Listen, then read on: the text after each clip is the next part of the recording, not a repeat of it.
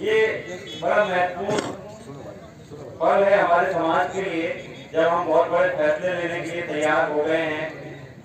ये इसलिए भी जरूरी है, गांव के सब आपको अनुभव है, लेकिन राष्ट्रीय स्तर पर हमारी पहचान क्या है उस बारे में मैं कुछ जोड़ना चाहता हूँ। इसमें टीवी चैनलों में बहस में जाता हूँ, समाज का पक्ष रखता हूँ, और हमारे समाज में जो कुरीतियां विद्यमान हैं उनकी वजह से हमारे समाज के ऊपर बहुत सारे प्रश्न चिन्ह खड़े होते हैं। तो आज जब आपने ये फैसले लिए हैं तो हमको उन कुरीतियों को दूर करना पड़ेगा, और साथ में खुद को देश के दूसरे आदिवासियों के जैसा बनाना पड़ेगा, ताकि हम पहले हम खुद समझें और अपने बच्चों को समझाएं।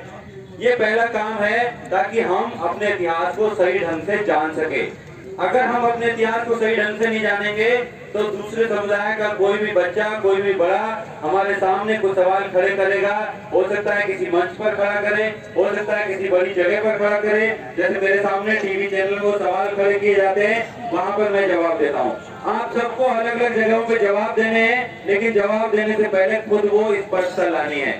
इसके लिए जरूरी है कि मेरे ख्याल से हमारा समाज ये फैसला करे कि हम एक पढ़ने की आदत भी डालें, कुछ ऐसी किताबें छापें जो हमारे समाज के इतिहास के बारे में हो, और उन किताबों को हम वितरित करें। जैसे चंदा इकट्ठा करके हम पंचायत कर रहे हैं, चंदा इकट्ठा करके हम भगवान का मंदिर बनाने लगते हैं, या और बहुत सारे काम करते हैं। उन सबसे ज्यादा जरूरी है कि पहले हम अपने समाज के इतिहास को जाने, अपने समाज की संस्कृति को जाने, और तभी हम देश के दूसरे आदिवासियों से जुड़ पाएंगे। हम क्या कर रहे हैं कि हम बहुत सारे अंधविश्वासों में गिरते चले जा रहे हैं। आज से 50 साल पहले आप में से कितने लोगों की जन्म पत्री और जन्म कुंडली थी? किसी की भी नहीं थी मेरे ख्याल से, मेरी भी नहीं है, और मेरे माँ बाप को कोई जरूरत भी नहीं पड़ी उसकी। और मैं देश विदेश में हर जगह पर पढ़ा के आ गया, दुनिया के बड़े बड़े विश्वविद्यालयों में मैंने भाषण दे लिए, कभी जरूरत नहीं पड़ी। उससे क्या काम अटकता है आज? लेकिन हम हर चीज में मुहूर्त निकलवा लो, उनको बुलवा लो, पंडित जी को बुलवा लो। जो हमने कदम कदम पर अपनी जिंदगी में अंधविश्वास घुसा लिए हैं, उन अंधविश्वासों को हमको छोड़ना पड़ेगा। वो अंधविश्वास हमारी आदिवासियत की पहचान नहीं है। कितने सारे देवी देवता ले आए आप बाहर से, कितने सारे बहुत सारे त्योहार ले आए जो हमारे त्योहार नहीं है, दूसरों के त्योहार हैं, उनके देवी देवता है। आपने जो ये मीन भगवान का लेकर के आए हैं, ये मीन भगवान भी आदिवासियों के कोई भगवान नहीं है। इस बात को आपको विचार करना पड़ेगा। कुछ लोगों को बात बुरी लग सकती है, लेकिन ये आदिवासियत की पहचान नहीं है। आदिवासियत की पहचान क्या है? हमारे अपने पुरखे, उन पुरखों के प्रति सम्मान दे। अपने घर में पता चला कि माँ बाप की सेवा करते नहीं, माँ बाप का कहना मानते नहीं, और बाहर बहुत सारे हमारे लड़के हैं जो क्रांतिकारी बने घूम रहे हैं। पहले माँ बाप की सेवा करो, दादा दादी घर में उनकी सेवा करो। वो पहला धर्म है, एक आदिवासियत का धर्म है कि अपने पुरखों की सेवा करना, उनको सम्मान देना। और जो जितने सारे अंधविश्वास घुसते चले जा रहे हैं, उन सब से हमको बचना है। महिलाओं को बचाना है, क्योंकि महिलाएं अगली पीढ़ी तैयार कर रही होती है, वो छोटे बच्चों को सिखाती हैं। बेटियों को हमको पढ़ना सिखाना है। बेटियां कोई भी क्षेत्र में पीछे नहीं है, सभी क्षेत्रों में वो आ गई हैं। लेकिन फिर क्या जरूरत पड़ गई कि हम रील बनाने लगे? अपने आप को अव्यक्त करने के लिए अगर कोई YouTube चैनल बनाते हैं, कुछ ज्ञान की बात करते हैं, समाज का बेटा है बेटी है, दोनों को ये अवसर है, दोनों बनाएं, YouTube पे वीडियो बनाएं, कुछ भी करें, लेकिन अपने आप का कोई अश्लील प्रदर्शन ना करें। ऐसा कोई काम ना करे जिससे हमारे समाज की मानहानि हो, दूसरे समाज के लोगों को हमारे ऊपर हंसने का मौका मिले, हमारे परिवार की बदनामी हो। ऐसा कोई काम ना करे। आपने नियम बहुत सारे बनाए, बहुत अच्छे अच्छे नियम हैं, लेकिन एक दो नियमों के बारे में जरूर कहना चाहता हूँ। हमारे समाज का जो सबसे बड़ा कोड है वो है दहेज। उस दहेज को लेकर के मैंने देखा सरलेटी की जो पंचायत हुई उसमें लिखा गया कि खुले तौर पे दहेज ना ले। ये क्या बात हुई कि आप चोरी करें लेकिन छुप कर के चोरी कर लीजिए। मेरे ख्याल से सीधे सीधे आज इस कप्तान छोटलाल की मातृभूमि पर, जन्मभूमि पर हम ये फैसला ले सकते हैं कि दहेज किसी भी रूप में स्वीकार्य नहीं होगा। ये बेटे वालों के लिए भी है, बेटी वालों के लिए भी है। बेटी वाले ये फैसला करवाना चाहते हैं कि लड़का लड़के वाला जेवर लेकर के आए, इसमें मेरी असहमति है। ये जेवर दिखावा इस सबको बंद कर दीजिए। अगर दोनों की रुचि होगी, आजकल सभी लोग नौकरी कर रहे हैं, अगर दोनों की रुचि होगी अपने आप खरीद लेंगे बाद में। आप कोई थोड़ा ऐसा संकेत रूप में कुछ उनको मान लीजिए उपहार, छोटा मोटा, बहुत छोटा, वो देना चाहे, लड़का वाला लड़की वाला दोनों एक दूसरे को जो देना चाहे, लेकिन किसी की बाध्यता ना हो। आप ये नियम बना देंगे लड़का वाला जेवर लेके आएगा तो कल उनके ऊपर प्रेशर पड़ने लग जाएगा और फाइनली वो कहां से निकालेंगे उसको, जो आपने गुप्त रूप में दहेज के लिए एक जगह छोड़ दी है, वो कहेंगे ठीक है हम जेवर लेंगे 10 लाख का, आपसे ले लेंगे 50 लाख, क्या फायदा हुआ उसका। इसको पूरा बंद कीजिए, कोई लेन देन नहीं, किसी भी तरह का लेन देन पूरा बंद कर दीजिए। तभी जाकर के अगर आप सच में कुछ देना चाहते हैं अपने बच्चों को, तो क्या देना है, अपनी बच्चियों को पढ़ाइए। दहेज की जरूरत क्यों पड़ती है कि लड़का देखते हैं नौकरी वाला और लड़की की नौकरी नहीं है, या लड़का देखते हैं बड़ी नौकरी वाला लड़की की छोटी नौकरी है, यहाँ पे दहेज के लिए गैप बन जाता है। बराबर वाले परिवार में शादी कीजिए। मैंने बहुत सारे आजकल ऐसे परिवार देखे हैं जहाँ पे शादियां टूट रही है। अगर शादी को लेके बात करें, क्योंकि ज्यादातर किसानों के बच्चे हैं, किसानों के परिवार के संस्कार उनके साथ हैं, और उनको पकड़ कौन लेते हैं, नौकरी वाले। नौकरी वाले अपनी बेटियों के लिए पकड़ लेते हैं। तो नौकरी वाले के परिवार के संस्कार अलग है और जो किसान के परिवार के संस्कार अलग है। अपने जैसा परिवार ढूंढिए और कोई लेन देन के चक्कर मत रहिए। दोनों अपने आप जितना चाहे उतना दुनिया भर को जीत सकते हैं, दुनिया भर की चीजें खरीद सकते हैं, आपको कुछ देने की जरूरत नहीं है। उनको आशीर्वाद दीजिए, उनको पढ़ाइए लिखाइए, और अगर आपको ऐसा लगता है कि आपकी बेटी की जिंदगी में कोई परेशानी आ गई, कई बार ऐसा होता है कि संबंध बन नहीं पाते ठीक से और समस्याएं शुरू हो जाती है, तो तब बेटी के साथ खड़े होने की आवश्यकता है। कैसे खड़े होंगे बेटी के साथ में, कि देखिए राजस्थान सरकार ने तो नियम बना दिया, केंद्र सरकार ने भी नियम बना दिया कि बेटी का भी अधिकार है, लेकिन हम क्या करते हैं, बहनों से साइन करवा लेते हैं कि नहीं तुम्हारा कोई अधिकार नहीं है इसमें, संपत्ति में, पैतृक संपत्ति में।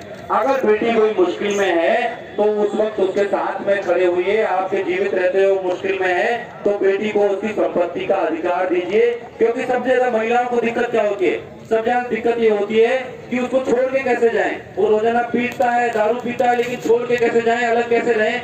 बच्चों को लेकर अलग भी रह सकते हैं क्योंकि कोई आर्थिक आधार नहीं है, खाएंगे कहां से।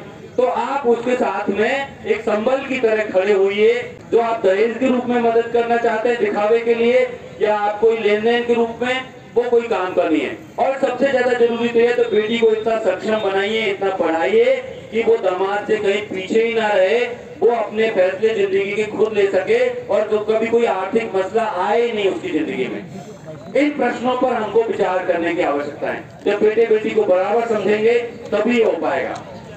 एक बात और है कि आप लोगों ने डीजे पे पाबंदी लगा दी। डीजे पे पाबंदी लगाना ठीक है, लेकिन आदिवासी समाज की विशेषता, दुनिया के किसी भी आदिवासी समाज में चले जाइए, ऑस्ट्रेलिया से लेके अफ्रीका तक, कहीं भारत के हर आदिवासी समाज में चले जाइए, वहां पर नाच गान पे कहीं भी प्रतिबंध नहीं है। और नाच गान मतलब स्त्री पुरुष साथ में भी नाच सकते हैं, लेकिन उसमें हमको मर्यादा ध्यान में रखनी पड़ेगी। तो गाने को ऐसा लगता है डीजे पे पाबंदी लगा दी जैसे गाने पे पूरी पाबंदी लगा दी।